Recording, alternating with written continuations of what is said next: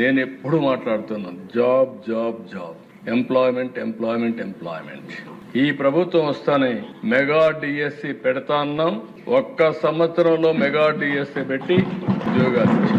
ఆ తర్వాత మీరందరూ ఆలోచిస్తే ఎప్పటి నుంచో పెండింగ్ లో ఉన్న పోలీస్ కానిస్టేబుల్స్ 6,000 మందికి ఉద్యోగాలు ఇవ్వడమే కాకుండా ఎలాంటి అడ్డంకులు లేకుండా స్టైఫండ్ కూడా 4,500 ఉంటే, నేను పవన్ కళ్యాణ్ గారు ఉంటే వాళ్ళు అడిగితే 12,000 రూపాయలు చేసి ఇమ్మీడియట్ గా అక్కడే అనౌన్స్ చేశామని చెప్పి కూడా నేను మీకు తెలియజేస్తున్నా.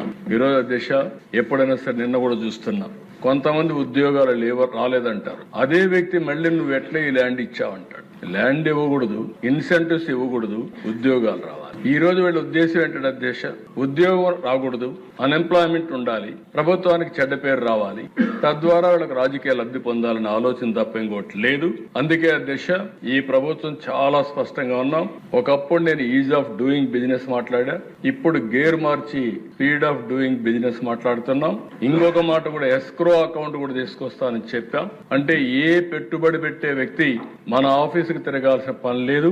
అతను కూడా చేసే పని నీతి నిజాయితీగా చేసుకోగలిగితే అతన్ని పూర్తిగా సహకరించే బాధ్యత మంది. అందుకే ఎస్క్రో అకౌంట్ తీసుకొస్తున్నాం. Is of doing business all clearances record టైంలో క్లియర్ చేస్తాం. ఇంకా సింప్లిఫికేషన్ ప్రొసీజర్ తీసుకొస్తాం. అందుకే అధ్యక్ష లాస్ట్ 1 year లో మీరు చూస్తే బ్యాంక్ ఆఫ్ బరోడా సర్వే అవన్నీ మీరు చూసినప్పుడు 25.6% దేశంలో వచ్చిన పెట్టుబడుల్లో ఆంధ్రప్రదేశ్ కు వచ్చాయంటే అది ఆంధ్రప్రదేశ్ యొక్క బ్రాండ్. 5 ఏళ్ల దిశ 1924 ఇక్కడ ఉండేవాళ్ళు పారిపోయారు. అమర్ రాజా లాంటి కంపెనీ, నాకు ఒక కోర్ కమిట్మెంట్ ఉండే కంపెనీ. రామచంద్ర నాయుడు నాకు ఐడియా ఉంది దిశ. అమెరికా నుంచి వస్తానే చిత్తూరులో పుట్టాం, చిత్తూరులో పెట్టాలి అని తిరుపతి కేంద్రంగా తీసుకుని పెట్టి ఆడనే కార్పొరేట్ ఆఫీస్ పెట్టుకునే పరిస్థితికి వచ్చారు. ఆ 5 ఏళ్లు జరిగినటువంటి అరాచకం చూసిన తర్వాత తప్పు చేసేమేమో, మనం కూడా రిస్క్ మిటిగేషన్కి వెళ్ళాలి అని వేరే రాష్ట్రానికి ఇన్వెస్ట్మెంట్ పెట్టే పరిస్థితికి వచ్చారు అధ్యక్ష.